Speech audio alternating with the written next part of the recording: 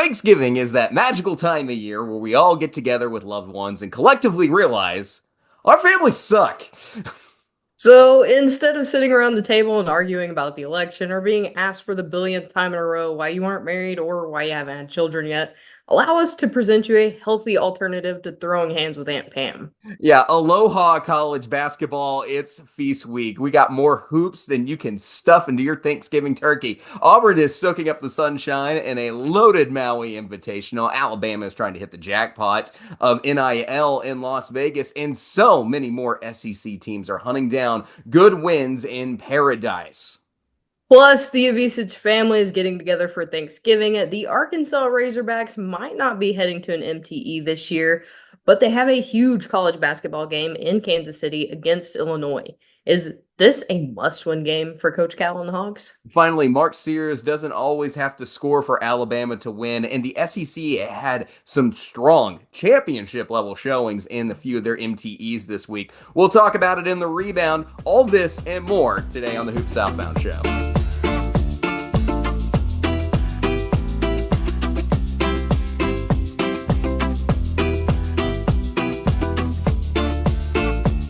Maddie, I literally had both those conversations already this year. See, in my family, we have this thing, magical time called deer season. And, my dad already talked to me about the election and why me and my wife don't have kids yet. So it's already here. I mean, it's already here. I love you, Dad. By the way, my family doesn't suck. We're just adding some holiday humor. Definitely. I mean, I stay having those conversations with my family, so just we get to include food this time, so it'll be great. Yeah, right. It's what it is. It's like that's part of the whole magic of the holidays and just very much being millennials and putting off things like having kids and getting married is just like top 10 things that we do, even into our late 20s and early 30s nowadays. Right. I think I'm gonna go in at the angle like, did you want me to bring food or did you want me to bring a chaotic little version of me that runs around and everybody else has to take care Oh, yeah.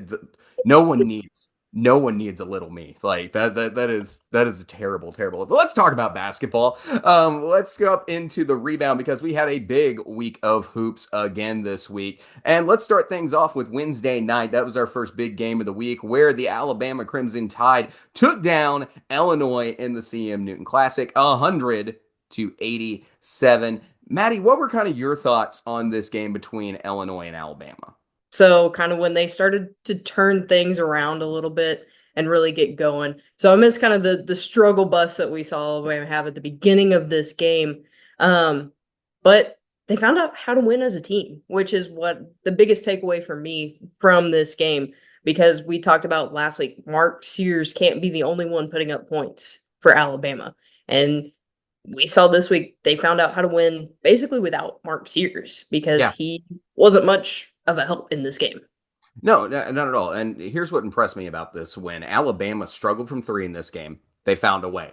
Mark Sears put up 0 points. I need everyone to process that again. He put up 0 points in 21 minutes.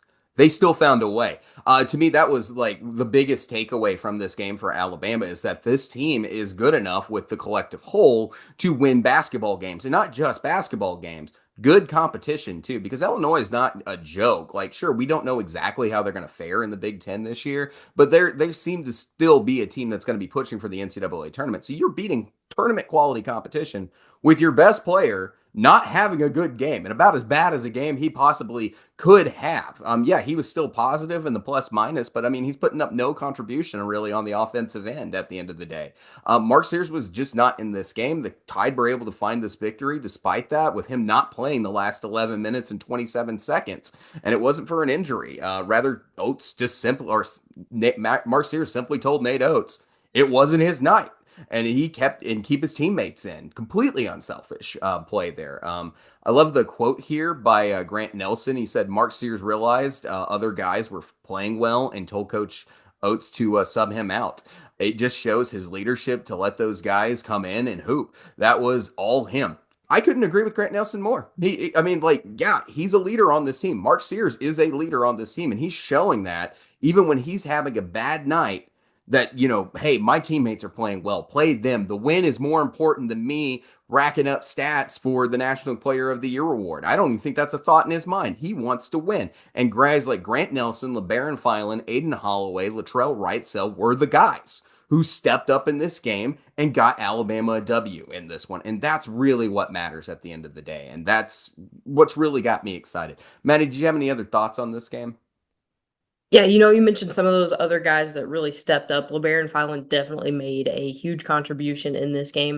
And I think it's further, kind of laminating his status there in Alabama basketball. We saw him slowly grow up to this point, and as a freshman, that's all you can hope for, especially when you've got your star player picking his leadership over his ego and saying, "Yeah, put these young guys out here and let them rack up some points, get a win for this team."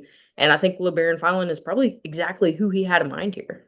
Yeah, LeBaron Filan played a good game. Aiden Holloway probably played his best game of the season thus far. It's still a little shaky, but played his best game for Alabama thus far. Okay, so got to be rough on good teams, right? Because that's how we have a deeper conversation about them. It's not just being nitpicky. But I am growing a little concerned about the amount of foul trouble that Cliff Amore remains in. He had 4 fouls in this game again. He only played 15 minutes and picked up those 4 fouls. He's got to defend without fouling, and it's going to limit what Alabama can do this season if you don't have your best number 5 man there on the court. You absolutely need him on the floor. Those of you working a 9 to 5 job know the saying, the best ability is availability. Well, it applies here as well. You can't rebound and block shots and give rim protection when you're on the bench. And to me, that is one of the big takeaways in this game, is that is still an issue, and it has to be addressed in practice here very soon, because there's going to come a game where Alabama needs Cliff Amore. They're going to need him there in that 5 spot, and they're going to need him to provide that rim protection, especially against some very talented big men that they may have upcoming. Yeah. Overall, Alabama got the job done on Wednesday. Picked up that first solid win of the year, likely Q1. You learned from this. You got a big week of basketball ahead in Las Vegas, but this was an important win for Alabama. Yeah, I think to your point on Cliff Amore, I think one of the biggest things is figuring that out before we get into conference play. Got to. Not to get into that conversation, but the SEC refereeing is terrible. So We've we seen may we've see him seen the have numbers. we may see him have 4 fouls within the first half of the first half when it comes to SEC play. So that is something Nate Oates definitely has to take care of before you get into those important high-level games, especially when you're looking at teams like Auburn, who are doing great, teams like Tennessee, who are doing great, because those are games you can't have that issue in, Yeah. especially when they shoot well from the free throw line. You've heard of it just means more. Well, it just means more fouls when you get into conference play in the SEC sometimes. All right. Speaking of Tennessee, wow, got a championship on the road. Well, not in the road, but out in the Bahamas in their MTE at Baha Mar. Maddie, what were your thoughts on Tennessee taking a home at the championship there in the Baha Mar championship? Definitely something we thought they were capable of. They had a very dominant second half performance in that game against Virginia. Physicality and athleticism led the way to that win. Because you look at the first half, up by 1 point going into halftime in a very, very low scoring game. They come out of the locker room a different team, and it's because they got into it. They were playing physical. They were playing with purpose. And I think that's what took them to the win in that first game. And let's talk about that second one. We've talked about Chaz Lanier possibly being the new Dalton Connect for this team, and his hot hands shot the Wolves to victory in this game. Yeah, Chaz Lanier was very impressive throughout this MTE. Really showed what that he is one of the best transfers coming into the SEC this year. Where all fans have been waiting for this. 26 points and plus 29 against Virginia, and then 25 points, 4 rebounds, 2 assists, and plus 17 against Baylor. Exactly what Tennessee fans have been wanting to see from him. This is showing that caliber of play that he is capable of. But overall, yeah, no, Tennessee came out and they took care of business at Baha Mar, absolutely. And Sky Ziegler had some good nights. Igor Milicic put out some good minutes. They handled Virginia. We said the key in that game was going to be controlling it and trying to speed Virginia up. They did their job there, and they played exceptionally well against Baylor, champions. but not to take anything away from Tennessee, because they played great, but you could also tell in that championship game, Baylor was done. They were exhausted after that St. John's game. Again, not to take anything away from them, but you could clearly tell that Baylor was not Baylor in that first half. And you're like, yeah, I guess that kind of happens when you play a double overtime Oh, game that comes down to a buzzer beater to win the whole day. If you didn't watch that St. John's Baylor game, waiting for that Tennessee Virginia game, you missed out. Let me tell you, you missed a show of a final sequence. And Maddie, you love to say it. Free throws win basketball games. That's what cost St. John's in that one, is those last couple of free throws in that one. But you could tell Baylor was not Baylor, but Tennessee still handled them very, very well and showed the caliber of team they are and picked up two really good wins, I feel like. One might be a quad two. Baylor's more than likely going to be a quad one. Just a really good result here in this tournament for Tennessee overall. You got to be happy if you're a Vols fan, and Rick Barnes getting the job done there, taking home some hardware from the Bahamas. definitely. And I mean, you know what the trend says. The championship team usually wins their MTE. Yes. So it's a good sign for Tennessee fans. Yep. If you haven't been keeping up with that trend over the last couple of years, like most of the time, the championship team was an MTE winner. Last year, UConn ended up winning the Legends Classic, and that was a big result for them. It's one of those things that keep compiling. You probably heard Jimmy Dykes talking about it nonstop last year. He talked about it a lot. There are other trends out there that point to it, but like overall, yeah, you're facing good competition for back to back to back games. And Vols got the job done in this one, and it's definitely a good sign of where this Tennessee team is headed thus far. Speaking of that Legends Classic, Maddie, Texas ends up becoming the Legends Classics champion there in Brooklyn, taking down in the game one Syracuse, and in game two the St. Joseph Hawks. Not the bracket we were hoping that Texas would get, but nonetheless a good result for the Longhorns. Definitely. Taking a look at that first game, you said it. I love to say it. Free throws win basketball games. They Trey Johnson. absolutely do. Because Texas didn't just, win this game. They survived this game. Yeah. Syracuse was putting a comeback attempt on Texas right there in the second half because Texas looked like they were in control at halftime, and Syracuse just started attacking there in the front court, and that was the right way to attack Texas. Mhm. And they did a really, really good job. But Maddie, you're right. Free throws win basketball games. Texas was +3 at the strike and hit their free throws at over 85%. Syracuse really struggled from there. I mean, just really, they went 50% at the line. Just they had their attempts. They could have won this game if they hit 4 more free throws, and they were available to them. Really left some points on the table. That's something that tournament basketball, who executes when they need to execute, that can make a huge difference in the game in a tournament like this. Definitely. I mean, we've talked about Trey Johnson, what an incredible athlete he is. Wasn't having that great of a game, but got the final 6 points for the win for the Longhorns to come out on top here. So I'm just saying, I'm gonna say it several times this season, but work on your free throws, people. Yeah, and then I also think that St. Joseph win will age well for Texas. St. Joseph got a legitimate chance to be a tournament team this year.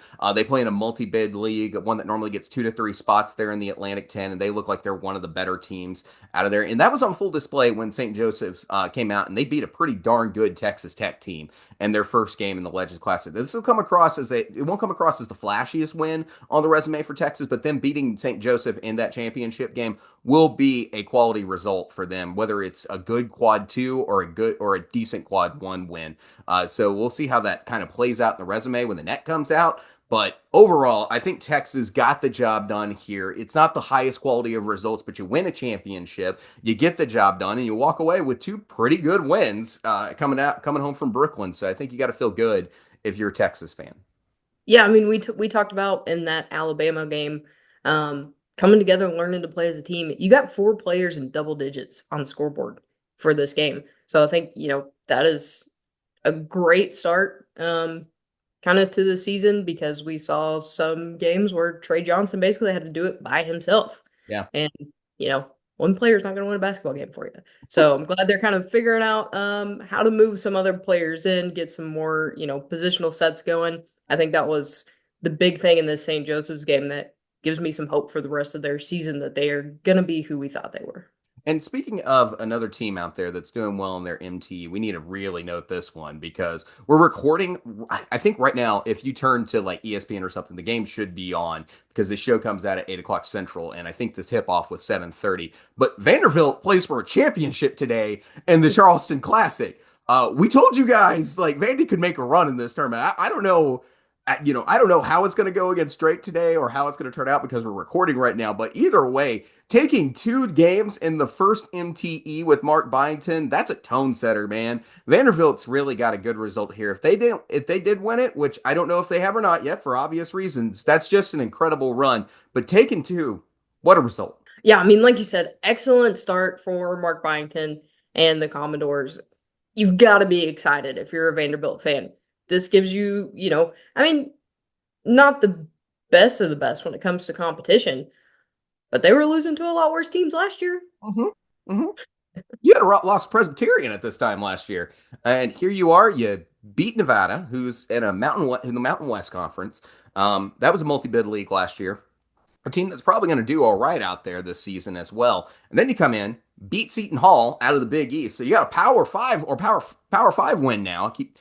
Watched football yesterday. Power Four stuck in my head. You got a Power Five win now. Power Five in basketball, people.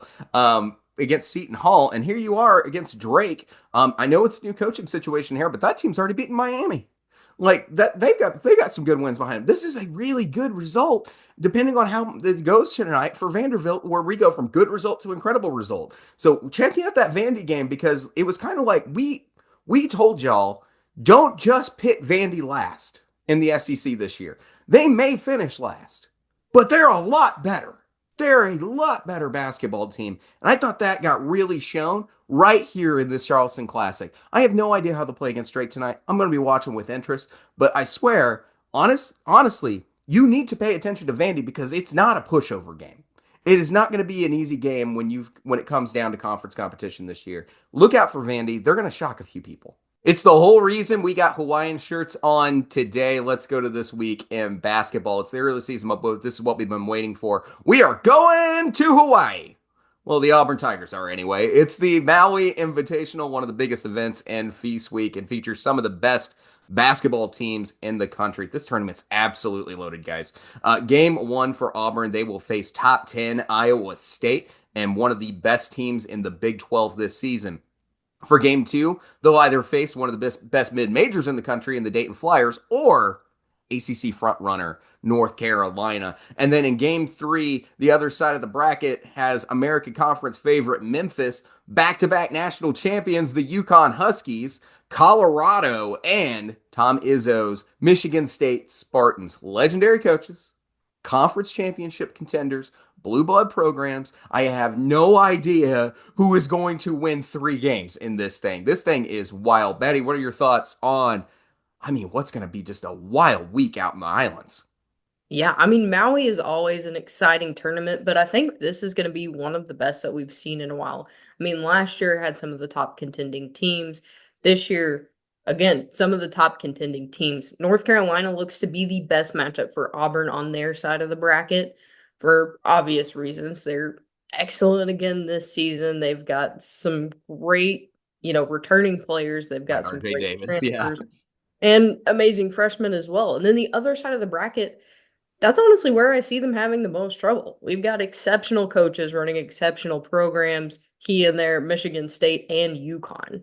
Yeah, whoever wins this thing is going to be easily seen as one of the best teams in the country and a national title contender, no matter what. The field is that good.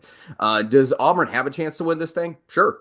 They're good enough. They've played together long enough to come together and win some big games as a squad. They've done the things like this. They're an experienced team. But even if they don't, 2 wins is very doable and is something that would just be a big boost to the season overall. That'd be an electric result. Pretty much any win here is going to be massive for your resume in March. If you take 2, that's an outstanding result. You're walking away with 2 quad 1 wins. Just honestly, at the end of the day. Let's say Auburn goes to the championship run. Can you imagine this series of games here? Top 10 Iowa State, North Carolina, UConn, and then when they leave and they go back to this, go back to the continental, the continuous United States, they got the ACC SEC challenge. They're playing Duke. Is there a tougher stretch of games in the country than that? I really don't think there is, David. I mean, especially, if things play out the way that we think that they're going to, you're going to have probably at least Elite Eight, if not Final Four contenders that you are facing almost every game there. Yeah. Yeah, no, conference championship, high caliber, like there's not probably a team I listed there that should not be considered, or at least a team you're thinking about making the Sweet 16 this year. Like that is a ridiculous stretch if that is how it plays out. Let's go ahead and turn to that first game. There's a trio of guards for Iowa State that are going to make it difficult on Auburn. Curtis Jones, Keyshawn Gilbert, Time Lipsey, they're all averaging over 25 minutes a game and putting up double figures on offense. Auburn's guards are going to have their hands full in this one. And just scoring is going to be difficult upon itself. This game is going to be between two of the elite defenses in the country. In this one, Iowa State ranks fourth best in the country on KenPom last time I was writing this, and currently has a defensive rating below 75. That's an outrageous. That's per 100 possessions they're allowing 75 points. That's an absurd number. Really is. The clear advantage to me for Auburn is at that number 5 position. There's few setters in this country that are on Janai Broom's level. Milan Momcilovic, I believe is how you pronounce that, is efficient, but not quite to that level. I feel like Broom is the better scorer, all-around rebounder. I think that will lead to some second-chance opportunities for the Tigers down low in this one. Deshaun Jackson is arguably Iowa State's best rebounder, and that will be where the fight is on the glass. That's where it's going to mostly come from. And right now, Iowa State is winning the glass right now at 11 rebounds a night. Now, granted, Iowa State has yet to be challenged to this level yet this season. Auburn has, and we've already seen how they've played against some very high quality defense when they played Houston. Iowa State plays defense more in a traditional style than what Houston does, but it's very aggressive, it's disruptive, it's hands in the passing lane constantly. So you're going to need guys like Todd Pettiford and JP Pegues. They're going to have to protect that ball, and they're going to have to distribute it well. But the offensive game plan should be a little more as expected, and it's designed to function. As compared to that Houston game. Yeah, like you said, my biggest thing here, Iowa State hasn't really been tested much this season.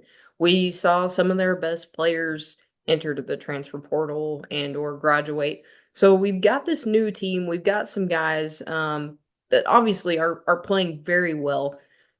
I mean, only allowing 75 points per 100 possessions is an outrageous number. Yeah, insane in its own right.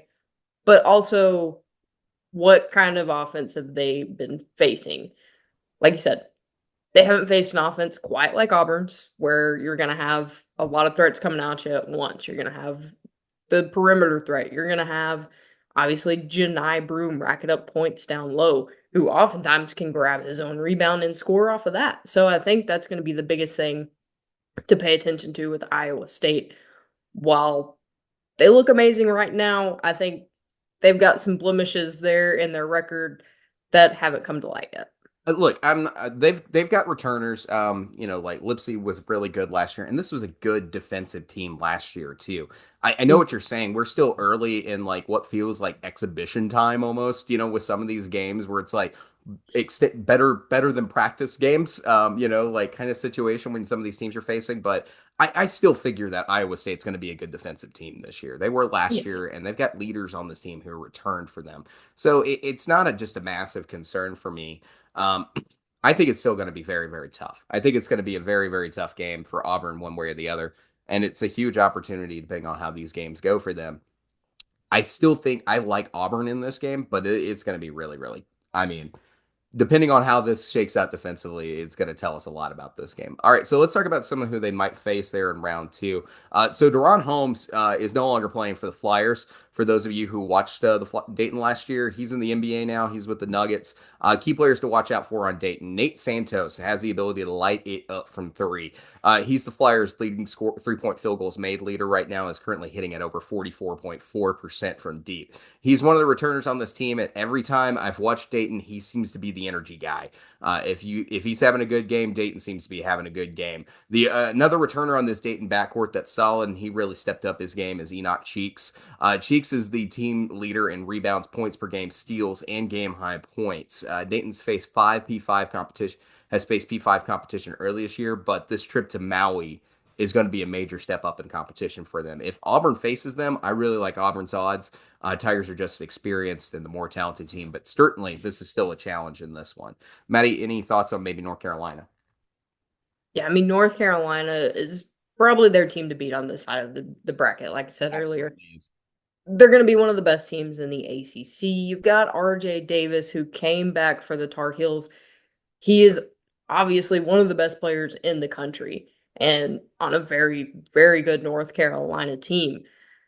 I think this is where Auburn starts to run into trouble if they come out on this second one. Obviously, great front court. Janai Broome is going to have a lot to handle. A guy that's got some SEC experience. You got Ben Lubin and Cade Tyson.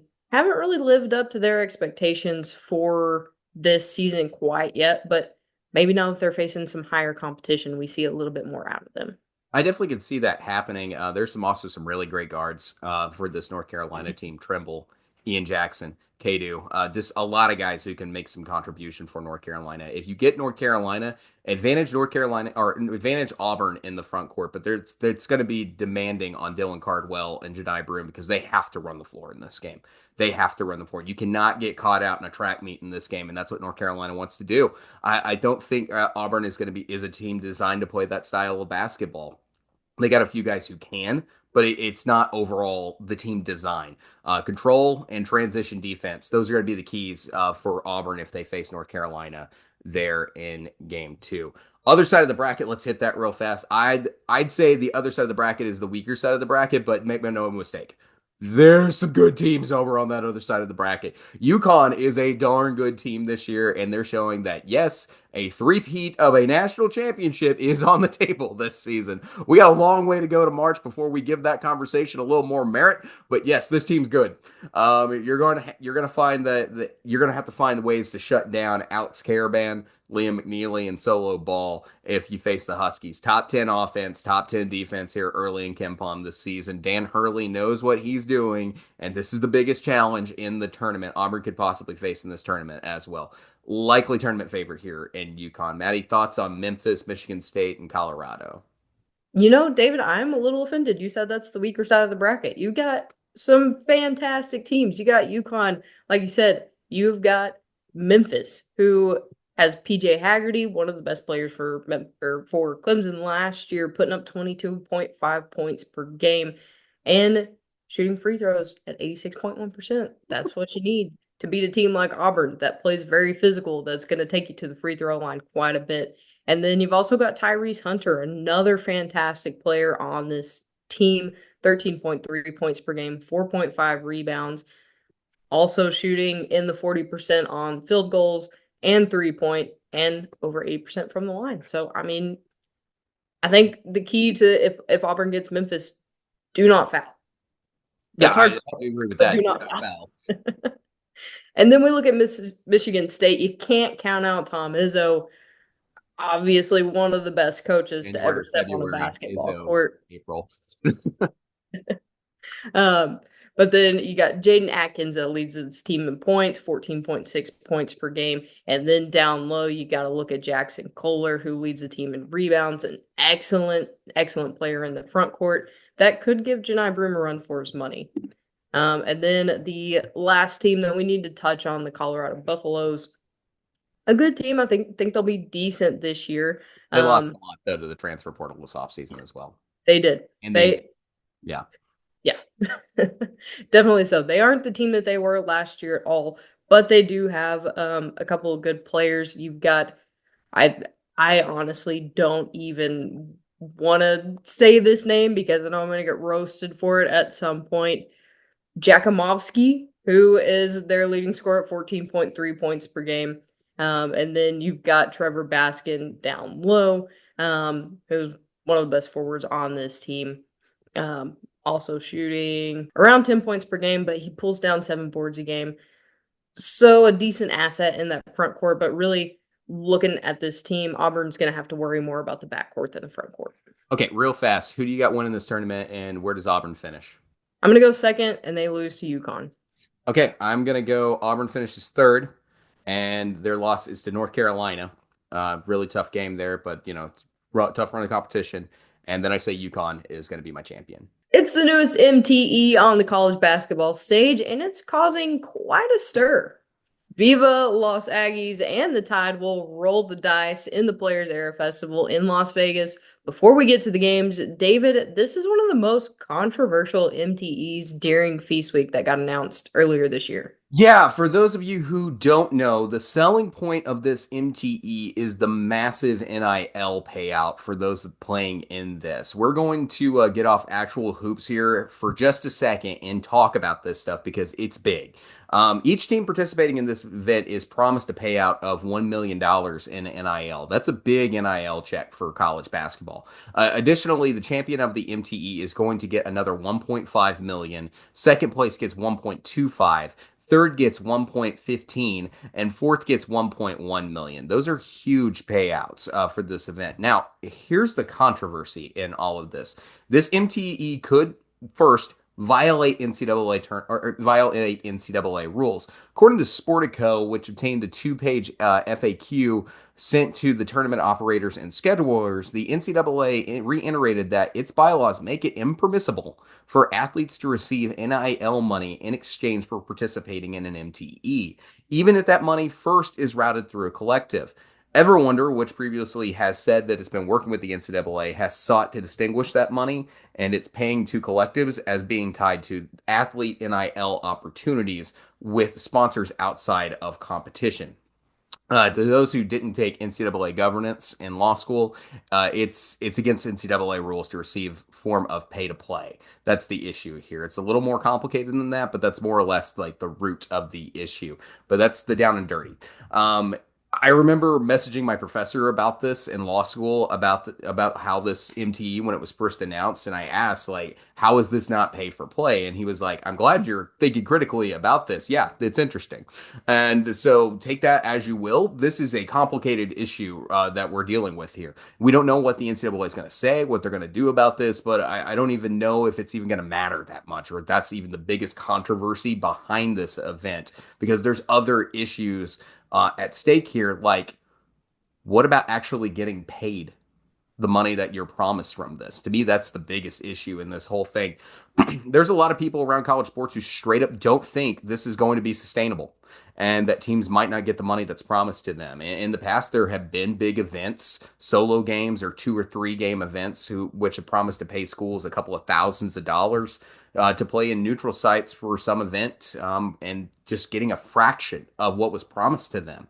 And it doesn't just happen to small schools. If you listen to this summer, the Eye on College Basketball podcast with Matt Norlander and Gary Parrish, they were talking about this happening to teams like Duke and Gonzaga, big time programs, not getting the money they were promised. The Players Era Invitational is promising NIL opportunities, like I said, up to $1 million for each team. And that's just a huge margin. Traditionally, even the best NTEs don't have that kind of profit margins. The highest profile regular season events hope to earn about $1 to $2 million in profit. So you're starting out at $10 million in the hole in this event. To be just as profitable as, say, Maui, you got to turn 12 13 14 million dollars in revenue or whatever. So how this is going to be sustainable, especially because it's a holiday week that competes with some of the biggest games in college football.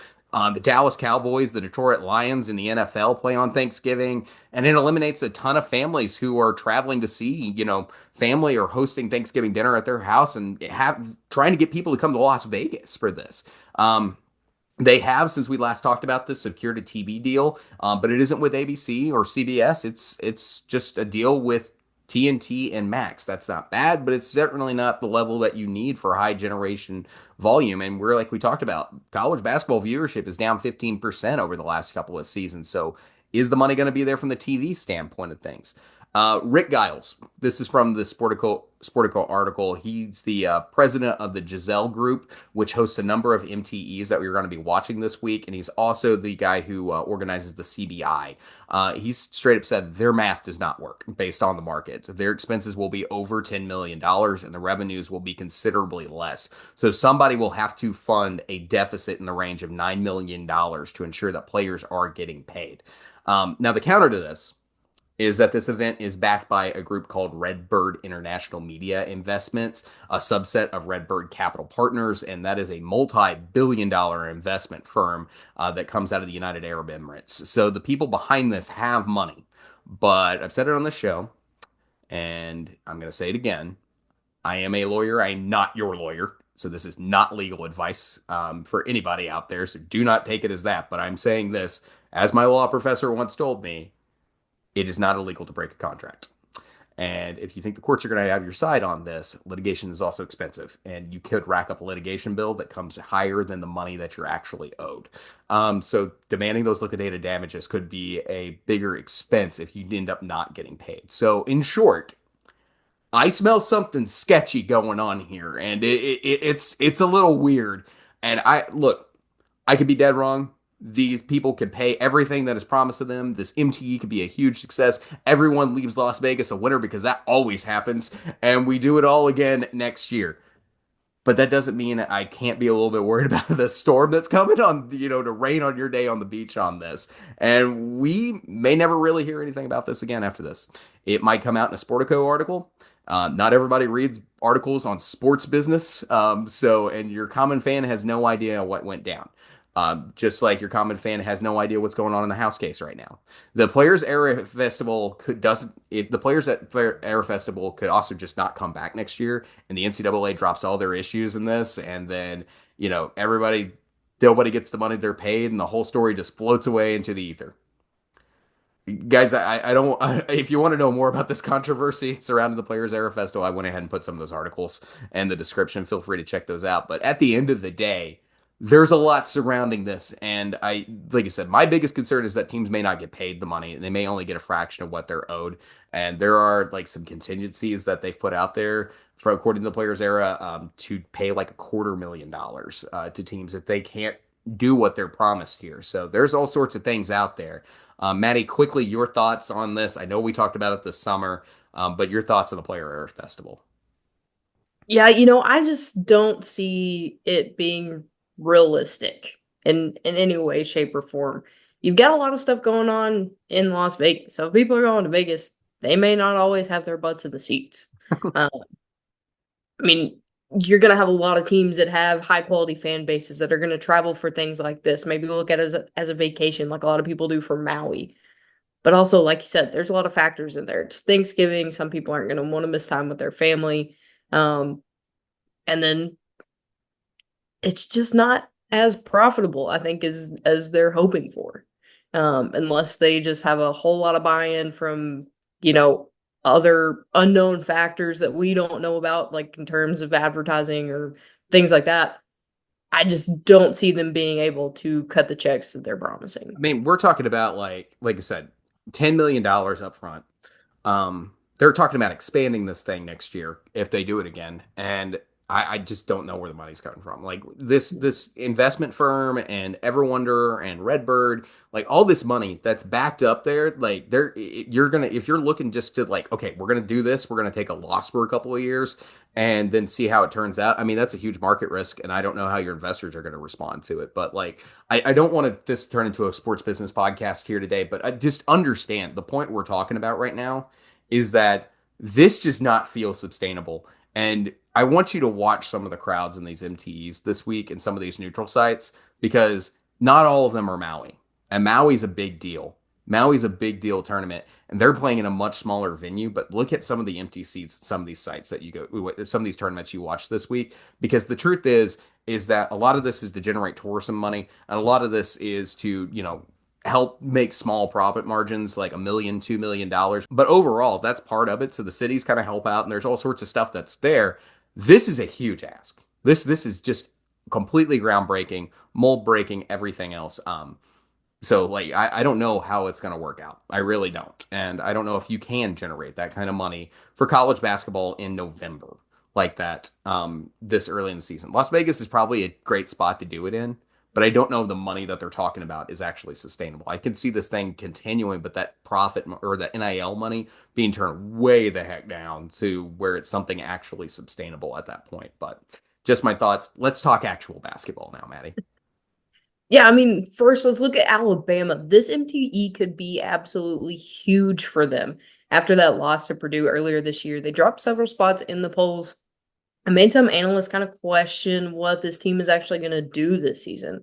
They've got some good matchups with some opportunity to regain some of that confidence that was lost after that loss to Purdue. Yeah, and they're going to get it right off the bat. Really good team to start this whole thing out with. An incredibly entertaining game. Great offense versus great defense in this one. I like this matchup for Alabama a lot. Serious chance for a big win against Kelvin Sampson and Houston. Houston really embraced the idea of keeping your core of their team together and bringing back the right guys to lead this team. Hallmark of a Kelvin Sampson team is that incredibly aggressive, high mid-court trap blitzing like defense. Cougars are returning two important players on this team as well. LJ Cryer, who should be among the best in the country this season, and Emmanuel Sharp. Then they also grabbed Milos Uzan, the Oklahoma transfer, coming into this one, into their rotation of guards this season. Very experienced and talented backcourt for the Cougars. I think Alabama has them matched up well in the backcourt. The guards are going to have to prevent turnovers. But that's why you like having an experienced leader like Mark Sears. And he showed leadership, again, even when he's not scoring in that Illinois game. He's a guy who can lead this team to a lot of good things. Houston also has Jawan Roberts and Francis return to their front court for Houston this year. Roberts is a really good defender and a really good rebounder. He has no problem banging around on the inside. If you could keep Cliff Amori out of foul trouble, I think the combination of Nelson and Amori can give the Tide an advantage in that front court in this game. My only big concern for Alabama is these young players that Alabama uses for depth on this team and how they're going to react to this defense. Houston plays a style of defense that is not common in college basketball. In fact, people who follow analytics, they hate this. The people who like metrics and things like that, they're just like, I don't know why, but it works for Houston, and it does. So unless these guys have seen some crazy defensive configurations in their high school basketball and OTE and everything else that they're coming up from, this is going to be the first time seeing a setup like this. Understanding that Houston wants to pass and wants you to pass that ball along, and the reaction is going to be crucial. That's going to be tough on guys like Filan and Reed. So how they react to this defense is going to make a difference in those Mark Sears is off the court minutes, or Grant Nelson is off the court minutes, or whoever your guys that you expect to be leaders are off the court resting for a minute. How these freshmen react to this defense is going to make a difference. We saw Tahad Pettiford play very well against Auburn. He understood the assignment and how to get through that, and he understood that game plan. He played very well. It's going to be on the same thing for Filan and Reed and other guys who are going to be subbing in for Alabama. Yeah, I think you kind of hit the nail on the head there when you started mentioning Auburn. They need to take notes from that Auburn Houston game because Houston led most of that game. Yeah. It wasn't until they started, figuring out they're going to have to step up their man defense because they have a very balanced scoring system with the Cougars. You're not going to be able to just key in one guy like you might be able to for Alabama, even though we saw them be able to spread it out, spread the love a little bit more, get some other guys involved. But earlier on in the season, probably would have looked at, we're going to take care of Mark Sears and that'll take care of everything else.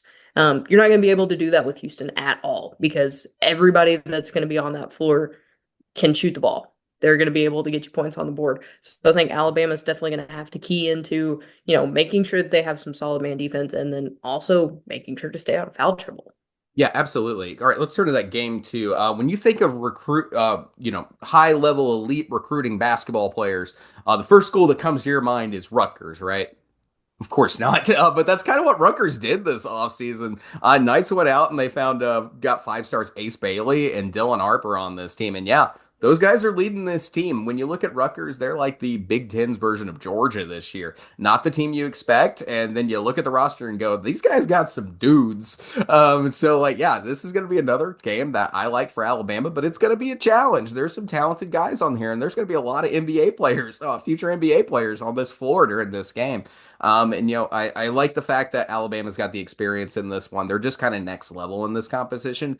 No disrespect to Rutgers. Certainly they can pull off an upset. This is a game that Alabama should win, but it's gonna be a test and it's gonna be a Q1 opportunity. Rutgers is a tournament quality team in my opinion, but like Georgia, some of these guys they've played a little bit closer to some of the competition that they've played than they should have. A little bit more. We sweated that one out a little bit more than what you would want. Kind of what you expect out of a team that's got freshman talent leading the way. Maddie, thoughts on Rutgers? Yeah, I think their biggest, advantage here is they're going to get a kind of tired Alabama, where you have, some some good freshmen that aren't used to playing back-to-back games against elite teams like this. And then you're gonna have some guys that just get gassed easily. You look at Cliff Amore, he's probably gonna be one of those guys that needs a little bit more time on the bench than he would in that first game. So kind of key into, are they going to make this a track meet? Is Rutgers going to try and run them off the floor? So I think it depends on how Rutgers comes out, how Alabama's going to have to go in and play against them. Certainly. All right, I'm going to touch on this real fast because they're in the same MTE as Alabama, but it will impact Texas A&M possibly. So here's just a quick touch on Notre Dame. They reworked this, by the way, since we did our season preview on Alabama on how this MTE is going to work. So Alabama is no longer playing Notre Dame in Game 3 for how this field is going to work. It's weird tournament, guys. They're trying to make sure they don't break NCAA rules with having two teams in the same conference, and it just go along with it. Game 3, we don't know who Alabama's playing, but it won't be Notre Dame. But for Texas A&M fans on Notre Dame, who is in Alabama's MTE, guys to look out for: Marcus Burton, Braden Shrewsbury, Tate Davis is the leading free throws made player.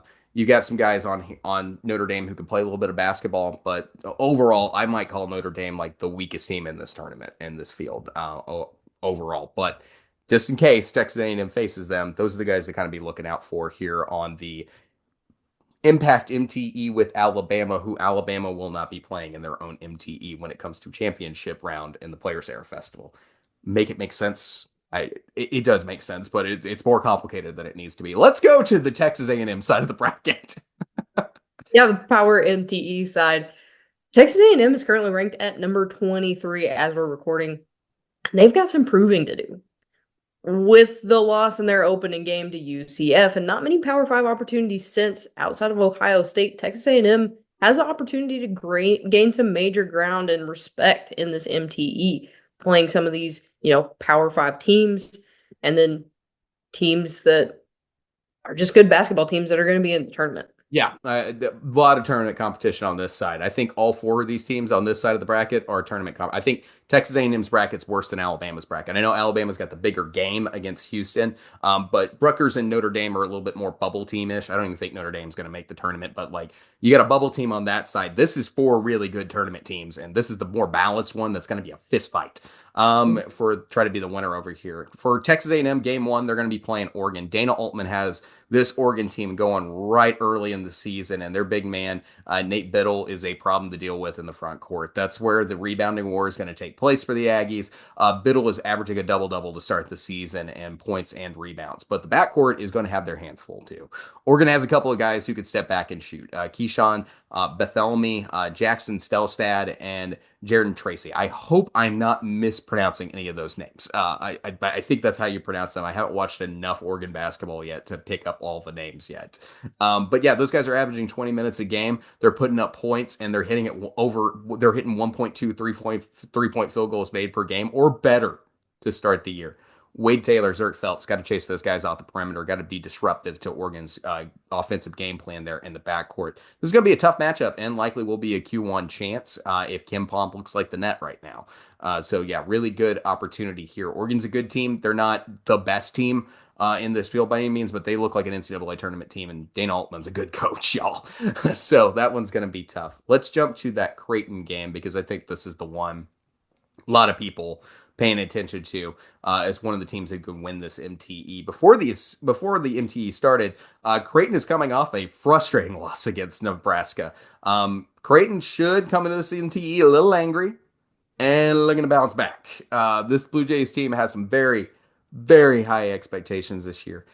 Just like Oregon, Texas A&M is going to have a challenge in the front court facing Player of the Year candidate Ryan Kalkbrenner. Kalkbrenner puts up points, he gets rebounds, and he has played plenty of big-time basketball throughout his career. Kalkbrenner already has a game high of 49 points this season. You're going to have some very good guards on this team as well, like Stephen Ashworth and Texas Tech transfer Pop Isaacs. The thing for Creighton is, at least here early in the season, where the points are consistent, where the points kind of consistently coming from. They're coming from Kalkbrenner, but we're kind of waiting for the other guys to kind of step up a little bit outside those players I've named. So what you're going to do if you're a leader on Texas A&M on defense is you're going to make sure that you don't let other role players that you're assigned to get hot. So that's going to fall on Wilcher. That's going to fall on Hefner.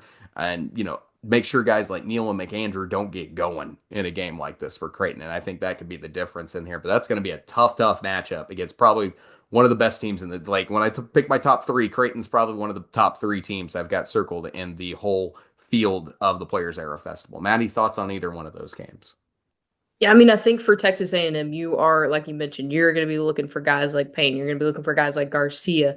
At Coleman, they are going to have to be in this game the full length of the game Yeah. because you're not going to be able to let up. Like you said, Ryan Cogburner, one of the best front court players in the NCAA right now. They're not going to be able to let up on him because the second that they do, that's when they lose this basketball game. So, I mean, Creighton's an excellent basketball team, but the front court is going to be the battle there. Yeah, that's going to be a tough one. All right, Maddie.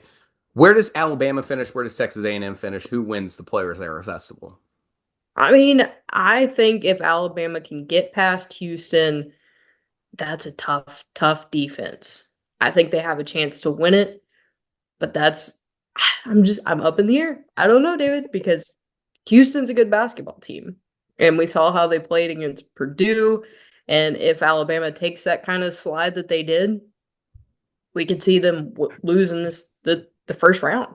But I think they've figured out their flaws from that game, and I think they can get past them. And I think they're going to win their side of the bracket. If Alabama's a Final Four team, I think they play well. Let's see how good this team is. I know it's early in the year, but let's put a little pressure on them here. I've got Alabama winning this thing. I think they win the tournament. And then for Texas A&M, I think they finish somewhere in the top four. I think they're capable of it. Let's see how that game against Creighton goes. That's going to be the make or break moment for there if they can finish somewhere in the top four in this one. But I'm gonna go. That's what I'm gonna go with. Texas A&M finishes fourth, and then Alabama wins the whole dang thing. I'll probably be dead wrong because this thing is unpredictable overall, and I don't really fully understand how everything's gonna work.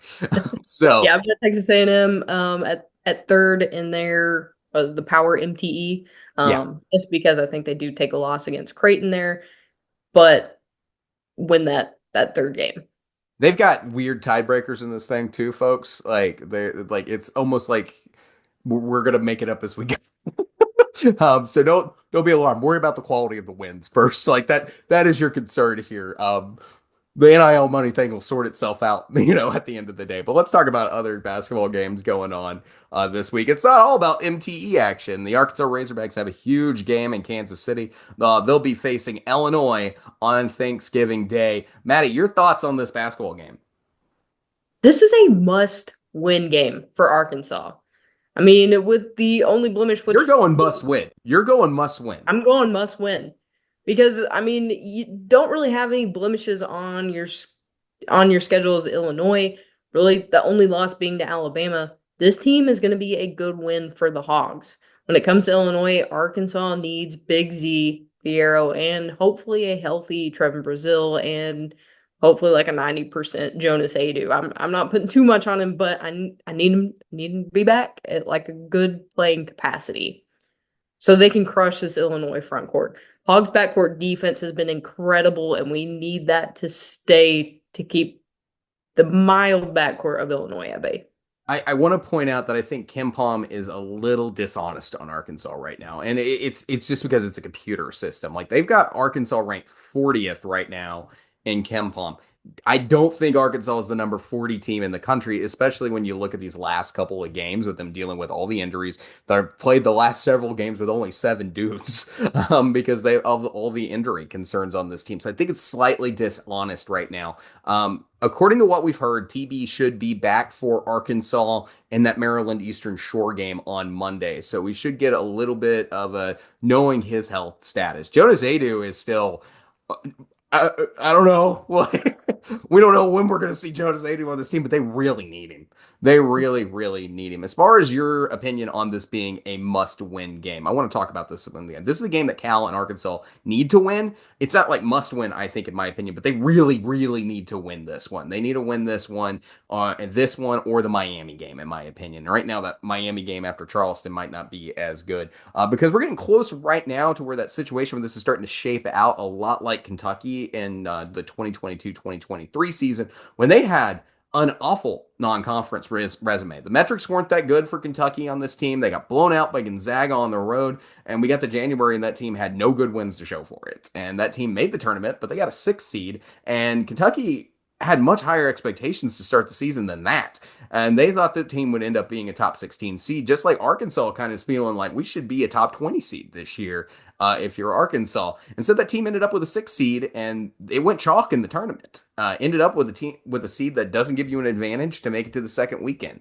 That Kentucky team was more talented than that, and they didn't execute in November or December. So if you're Arkansas, not to call it a must win in November, but you really need to take something out of these next 2 games. This is a good opportunity. This is a good opportunity. Now, prior to the Charleston Classic, Kim Palm didn't have Arkansas favored in against any P5 competition away from home. That's kind of where the metrics at. Again, I think Kim Palm's lying a little bit because it doesn't anticipate the fact that like 7 guys have been playing for Arkansas, and the second half is like much more uglier because of fatigue on that team. But this is a winnable game. This is a winnable game. And in fact, right now, Kim Palm has this game 76, 75, 44% going to the favor for Illinois. Maddie, what is your pick in this one, and who are you going with there in Kansas City?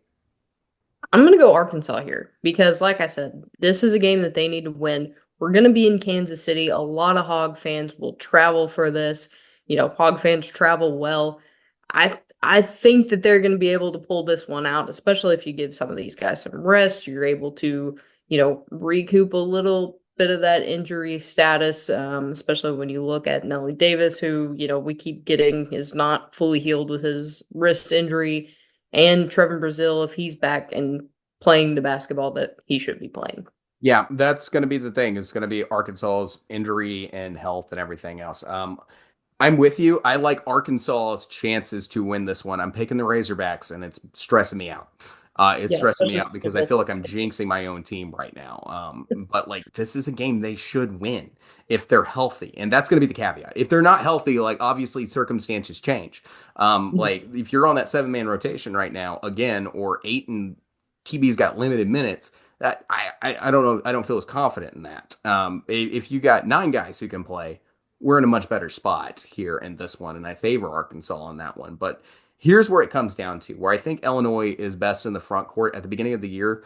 That's so far that's what they've shown, and guys like Trey White, Ben Henriques, and Will Riley through their first few games, the most minutes were going to Will Riley and Henriques, and those guys are both averaging around 20 points per 40 right now. And then this is going to be the thing that television's not going to not get done with. They're going to talk about it the entire time. That's going to be Big T, and all three of those guys are going to help Illinois front court. But Big T is the twin brother of Arkansas's Big Z. He's also turned in some solid minutes, and all 3 of Illinois' guys in the front court, they can stretch the floor. They can hit from 3. In fact, Micus and Riley at one point were leading Illinois in 3-point field goals made per night. But yeah, we're going to be watching the Ivisovich brothers get together there in Kansas City for their Thanksgiving celebration. And, it's going to be funny watching them play on 2 different sides of the court in this one. To me, the backcourt is where Arkansas has the advantage. They have the better backcourt, in my opinion. Just Gibbs Lawhorn is really the one who's kind of leading Illinois' backcourt. They don't have Terrence Shannon anymore. But for Arkansas, you're talking about guys like Boogie Fland, DJ Wagner, who are playing pretty good basketball right now. I really need Nelly Davis to step up for Arkansas. His usage rate is almost down 10% from last year, and he's considered right now a role player on Kim Palm. Like, come on, y'all. Nelly Davis is got to step his game up scoring wise, and I don't know what the issue is, but it's got to get better. It's got to get better, and I was happy to see him taking some shots against Little Rock the other night. And I want him to take more shots. And I really hope they take the time in this Maryland Eastern Shore game to set him up a little bit more. Set him up on some zoom action, something. Because like right now, that's what Arkansas is missing to be a really darn good offensive team and really unlock this team. We talked about this. Ado and Davis got to get them more involved. And Adu's straight up been injured. Can't really do much with that. And then Nelly Davis has kind of been not there. So we're seeing the guys that weren't expecting to be top 3 scorers, with the exception of Boogie Fland, really, not contribute much right now. And to me, that's going to be the difference between unlocking this team or not, is how involved you get Nelly Davis and Jonas Adu. Jonas Adu, of course, injured, but we really got to see more out of Nelly Davis. Got to. I'm going to scream to the heavens about it for a while. And I mean, I also don't think we need to discount the guys that are performing on this team. You've got to do Thiero, who's been playing Playing great. phenomenal, several 20 plus points games in a row. Great defensive effort. I think he is going to be a high key player for this game as well. He's tough to deal with, and you got to love everything that he puts in this basketball team for you. Super athlete, transition monster, and a guy who's just literally just hard to handle and deal with on any given night.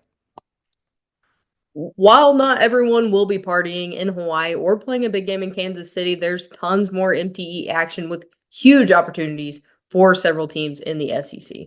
Yeah, let's start with Oklahoma. Oklahoma's going to the Bahamas to play in the battle for Atlantis. The Sooners will face Providence in round one. Oklahoma will either face Arizona or Davidson in round two. Then on the other side of the bracket, Louisville plays Indiana, and West Virginia plays Gonzaga. Matty, your thoughts on this field? I think if Oklahoma can get 2 wins in this MTE, I see that as a good turnout for them. If they get past Providence, they aren't taking any bad losses beyond that. I mean, Providence may not be top tier competition in comparison, but I think it's going to be a good matchup for the Sooners. Yeah, I think the if you've been paying attention here early in the season, you probably have circled Gonzaga as the favorite in this field, but Arizona is going to be tough competition as well. For Oklahoma, this is really a tough draw in this field. Providence is not as loaded as they were in years past. Where it was obvious they were a tournament team or tournament quality, but the Friars are 5-0 to start the year this year, and Bensley Joseph is a problem that Oklahoma is going to have to deal with. And then waiting after the game like this, you got Arizona if you win it. Jaden Bradley, Tobe Awaka, and Caleb Love are kind of the leaders for Arizona right now, and they're coming off a loss against Duke before this MTE gets started. They're looking for wins, baby. If Oklahoma takes 2 in this tournament here, that's really good stuff. Doesn't matter how. You lose game 1, beat Davidson in game 2, and then find a good result against someone else on the other side of the bracket. Good job. You beat Providence, lose to Arizona, and take the third game. Also a good result. Only 2 teams you don't want to lose to in this field are Davidson and West Virginia, because we really just don't know how West Virginia is going to turn out this year. So them having a new coach there with the rise coming from Drake. And then Davidson or mid-major competition, you just never want to lose a game like that because you just don't know how it's going to pan out in the next one. Let's go to the next one, Maddie. Yeah, South Carolina is going to be playing in the Fort Myers tip-off. They're still on the hunt for that first good win of the season and the bounce back they're looking for after that bad early loss. Maybe the Gamecocks can find it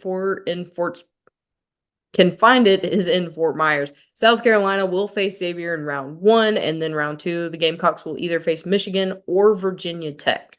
Yeah, sometimes I write bad intros, and I apologize to Maddie on that one. I think it was getting about midnight when I wrote that one.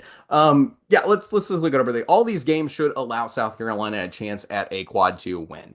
All right, now let's look at these games. Sean Miller is one of the best basketball coaches in the business at Xavier, and nothing is going to come easy against that team. Then on the other side of the bracket, you got one of the best up and coming coaches, and Dusty May at Michigan. Michigan also has some great transfers like Trey Donaldson, Danny Wolf, and Vlad Golden.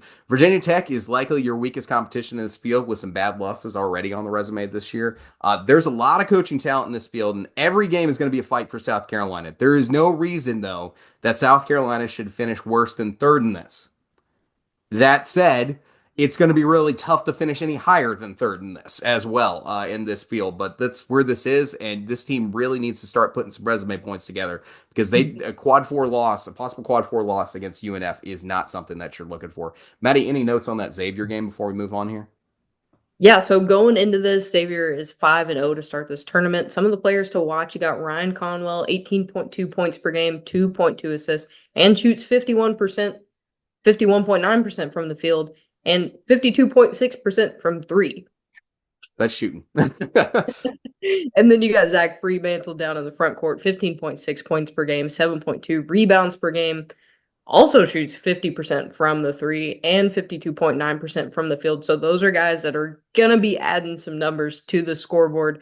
Definitely need to watch out for him, play some good defense, especially down in that front court. Sean Miller, I mean, he knows how to get a team going, and Xavier's overdue to make the tournament this year. This is going to be a tough team. All right, next up, this looks like one of the most balanced tournaments in Feast Week. Mississippi State is in the Arizona tip-off. The Bulldogs will face UNLV in round one, and then in round two, they'll face either Butler or Northwestern. Matty, thoughts here? Yeah, great chance for Mississippi State to grab a few good wins on their resume. Northwestern is a solid team in the Big Ten, Nick Martinelli being the player to watch for Bulldog fans. And then UNLV is 4-1 and their only loss being to Memphis. And then you got Butler, who is also 4-1 in the Big East. So I think if they come prepared, they have a good chance of taking home several good wins and hopefully the Arizona tip-off trophy here. Yeah, no joke. I like State's chances to winning this thing. When you look at this field, yes, this thing is balanced. There are teams that either came close to making the tournament last year or made the tournament in this bracket. But I think State is the most talented team in this field. For UNLV, Deaton Thomas is who you need to slow down in the backcourt, and then Jeremiah Cherry is the guy to stop in the front court in this UNLV game. You shut those two guys down on defense, State gets a good win against the team that's picked to finish fifth in the Mountain West. Remember, the Mountain West has been a multi-bid league for the last couple of years, so that's about a preseason tournament team pick right there in this Mountain West Conference. Really quality win if State can win that one. And then Butler and Northwestern are both pretty good teams that play in tough conferences. They should be in the fight to return to the tournament as well. When it gets either one of those, quality wins against this resume. Again, I think State's the most talented team in this tournament overall. I think they got a serious chance to win this thing. Yeah, me too. I think this is where kind of we see Mississippi State start to climb the ladder a little bit and get to where their fans are hoping they would be for the season. They may have been in some tough fights so far this season, but they're still a really good squad, and this could be one. This could be the breakout. Yeah, let's go on to the next tournament. We've got Ole Miss playing in the Rady Children's Invitational, heading out to San Diego to face BYU Cougars in round one. And then round two, Ole Miss will play either Purdue or North Carolina State. A tough tournament for Ole Miss, but they can make some serious noise in it. David, what are you thinking about this slate of games? Yeah, the big change for BYU this year was hiring Kevin Young out of the NBA, and he has been nothing but a rock star there in Provo to start his tenure. Of course, if you're a Kentucky fan, I know we're not talking a lot of Kentucky basketball, but Mark Pope was the coach there before coming to UK. BYU is going to be a really good basketball team in the near future, but it's still year one here for the Cougars. Ole Miss is really BYU's first big challenge of the year, and the feeling's pretty much mutual for Ole Miss outside that Colorado State game.